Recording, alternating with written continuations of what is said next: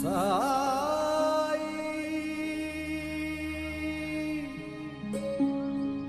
சாய். ஓம் சாய்ராம். அனைத்து சாய் பக்தர்களுக்கும் வணக்கம். சாய்ராம், சாய் சீனு. சாய்ராம், இன்றைய தினம் இந்த வீடியோ பதிவில் பாபா தன்னுடைய பக்தனுக்கு நடத்திய ஒரு மாபெரும் ஒரு அற்புதமான ஒரு வீடியோ பதிவை இன்னைக்கு நீங்க என்னோட சேர்ந்து தரிசனம் பண்ண போறீங்க. சாய்ராம், சாய்ராம், இந்த உலகெங்கும் வாழும் அனைத்து ஜீவராசிலுமே நம்ம பாபாவுடைய அந்த ஆத்மார்த்தமான தெய்வீகமான ஒளி ஜோதி இருக்கு. அந்த ஜோதிய நம்ம தினந்தோறுமே மனதார தியானம் பண்றோம். அப்படி தியானம் பண்ணும் பொழுது நமக்கு வரக்கூடிய அந்த பேராபத்துக்களை இருந்து பாபா நம்மளை காப்பாத்தி அருள்றாரு. அப்படிப்பட்ட ஒரு சூழ்நிலையில பாபாவை உயிரா வணங்கும் ஒரு பக்தனுடைய பறிபோக இருந்த பணத்தை எப்படி பாபா அந்த பணத்தை மீட்டு கொடுக்கறாரு என்ற ஒரு பிரதான கதையை தான் நம்ம பார்க்க போறோம். சாய்ராம், சாய்ராம், நம்ம சத்குரு ஷிரடி சாய் அப்பாவுடைய ஒரு பக்தர், அவர் பேரு குமார். அவர் பாத்தீங்கன்னா ஒரு இளநீ வியாபாரம் பண்ணிட்டு இருக்காரு. ஒரு சின்னதா ஒரு கடை வச்சு ஒரு இளநீ வியாபாரம் பண்ணிட்டு இருக்காரு. அந்த இளநீ வியாபாரத்துக்கு அவர் முதலீடு பாத்தீங்கன்னா கொஞ்சம் பணத்தை வெளியில வாங்கி தான் அவர் முதலீடு பண்ணுவாரு. இதன் மூலம் அவருடைய வளர்ச்சி பாபாவை கும்பிட கும்பிட அவருடைய நிலைகள் எல்லாமே பாபா ஒரு ஸ்டெப்பா உயர்த்திட்டு வந்தாரு. சைரம், அப்படி அந்த பாபாவுடைய பக்தர் இளநீ வியாபாரி அவருடைய உழைப்பாலும் பாபாவுடைய அருளாலும் அவர் கொஞ்சம் ஷார்ட் டைம்லயே முன்னுக்கு வந்துடுறாரு. ஒரு கடை வச்சு வியாபாரம் பண்ணவர் கிட்டத்தட்ட 3ல இருந்து 5 கடை வரையும் அவர் திறந்து அந்த இளநீ வியாபாரம் பண்ணிட்டு இருக்காரு. அவர் அக்கம் பக்கத்துல இருக்கவங்க எல்லாமே அவரை பாக்குறாங்க. இவரு இவ்வளவு சீக்கிரமா எப்படி இவரு 4-5 கடை போற அளவுக்கு இவருடைய வாழ்வாதாரம் உயர்ந்து நிக்குது என்ன அப்படின்னு சொல்லிட்டு விசாரிக்கும் பொழுது அவரு சொன்னாரு, இது போல நான் இடைவிடாத நான் பாபாவை தான் கும்பிட்டு வந்துட்டு இருக்கேன்.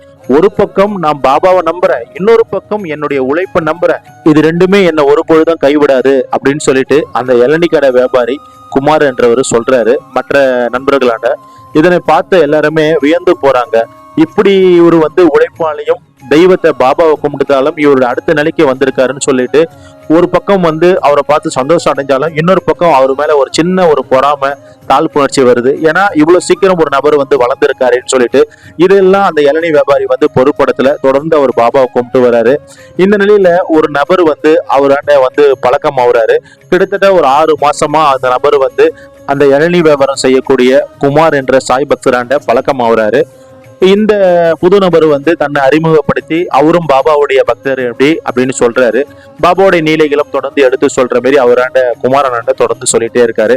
இப்படியே ஒரு 4-5 மாசம் ஓடிட்டு இருக்கு.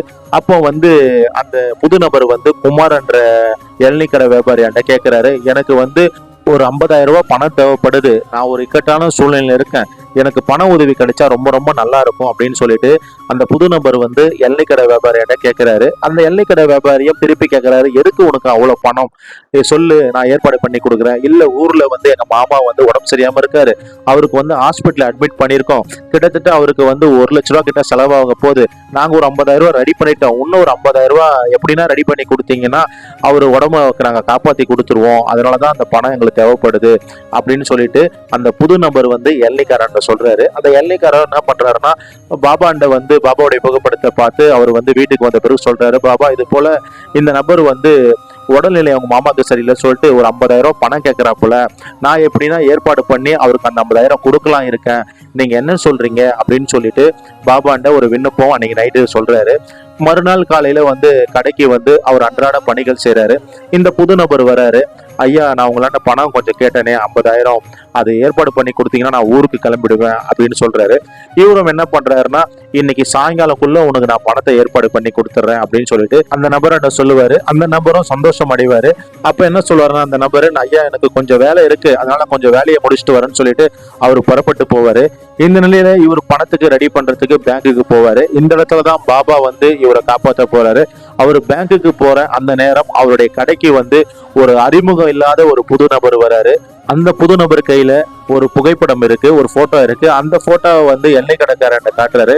ஐயா இந்த போட்டோல இருக்கிற நீங்க பாத்திருக்கீங்களா, இவரு எனக்கு ரொம்ப வேண்டப்பட்டவர் அப்படின்னு சொல்றாரு. இவரும் அந்த போட்டோ வாங்கி பாக்குறாரு. எனக்கு தெரிஞ்சவர் தான்ப்பா, இவ்வளவு நேரம் இங்கதான் இருந்தா போல, அவங்க மாமாக்கு உடம்பு சரியில்லை சொல்லிட்டு என்னாண்ட ஒரு 50,000 பணம் கேட்டா போல, நான் இப்பதான் பேங்குக்கு போயிட்டு கொண்டு வரேன்னு சொல்லிட்டு அவனை அமுச்சு வச்சிருக்கேன், நீங்க உட்காருங்க, நீங்க என்ன உறவு வருது அப்படின்னு எண்ணி கிடக்காரு அவரை பார்த்து கேட்கிறாரு. அப்போ அவர் சொல்றாரு, நான் அவருக்கு உறவு முறைனா இல்லையா, இது போல நாங்க வசிக்கிற பகுதியில அவர் திடீர்னு குடி வந்தாரு. ஒரு 6 மாசமா எங்க ஏரியால இருந்தாரு. என்கிட்ட கொஞ்சம் நெருங்கி பழகி வந்தாரு. அப்போ அவருடைய நட்பு எனக்கு பிடிக்க வந்த பிறகு அவர் ஒரு கஷ்டமான இருக்க சூழ்நிலை சொன்னாரு. நான் கொஞ்சம் பணத்தை அவருக்கு கொடுத்தேன், ஒரு 20,000 பணத்தை கொடுத்தேன். அதுக்கப்புறமா அவர் அந்த பகுதியிலே இல்லை, எங்க போனாரே தெரியல. அப்போ அவர் இந்த இடத்துல வசிக்கிறாரு சொல்லிட்டு கேள்விப்பட்டு தான் அவருடைய புகைப்படத்தை கொண்டு வந்தேன். இவர் என்கிட்ட மட்டும் பணத்தை ஏமாத்தல, நிறைய பேர்கிட்ட பணத்தை ஏமாத்தி இப்படி ஊர் ஊரா இவர் தெரிஞ்சிட்டு இருக்காரு அப்படின்னு அந்த புது நபர் எண்ணெய் கடை வியாபாரிட்ட சொல்லுவாரு. உடனே எண்ணெய் கடை வியாபாரி அவரை பார்த்து மறுபடியும் ஒரு வார்த்தை சொல்லுவாரு. என்னாண்டியும் இவர் ஒரு 50,000 பணம் கேட்டாரு. அவங்க மாமாவுக்கு உடம்பு சரியில்லை, ஊருக்கு போன பணத்தை கொடுங்க அப்படின்னு கேட்டாரு. நானும் அவருக்கு ஏற்பாடு பண்ணி கொடுக்குறேன், ஈவினிங் கொடுக்குறேன் அப்படின்னு நானும் சொன்னேன். அதை கேள்விப்பட்டு அவர் பக்கத்துல போயிட்டு வரேன்னு சொல்லிட்டு போயிருக்காரு அப்படின்னு சொல்லுவாரு. அப்போ இந்த புது நபர் சொல்லுவாரு, தயவு செஞ்சு எந்தவித பணத்தை கொடுக்காதீங்க. இவருடைய வேலையே என்னன்னா ஊர் ஊரா போயிட்டு யாரு நல்ல ஒழுக்கமா இருந்து தெய்வ பக்தியில இருக்காங்களோ அவங்களாண்ட போயிட்டு ஏமாத்துறது தான் இவங்களோட வேலை அப்படின்னு அந்த புது நபர் எண்ணெய் கடை வியாபாரின்னு சொல்லியிருப்பாரு சாய்ராம். இந்த நிலையில தான் பாபா அந்த எண்ணெய் கடை வியாபாரிக்கு ஒரு பெரிய உதவி பண்ணியிருக்காரு. ஏன்னா முன்ன நாள் தான் அந்த புது நபர் பணம் ஒரு 50,000 கேட்பாரு. இவரு வீட்டுக்கு போயிட்டு பாபாட்ட கேட்பாரு, பாபா நான் அவருக்கு பணம் கொடுக்கற விரும்புறேன், அதனால நான் பணத்தை நாளைக்கு கொடுக்க போறேன் அப்படின்னு அவர் சொல்லுவாரு. ஆனால் பாபா பாருங்க, அந்த போலி நபருடைய உண்மையான முகத்தை பாபா மறுநாளே இந்த எண்ணெய் கடை வியாபாரிக்கு மற்றொரு நபர் மூலியம் காட்டியிருக்காரு. அவருக்கு பறிபோக இருந்த அந்த 50,000 பணமும் அவரை விட்டு போகல. சரியான நேரத்துல பாபா அந்த பணத்தை காப்பாத்தி உண்மையான பக்தனுக்கு பாபா கொடுத்திருக்காரு சாய்ராம்.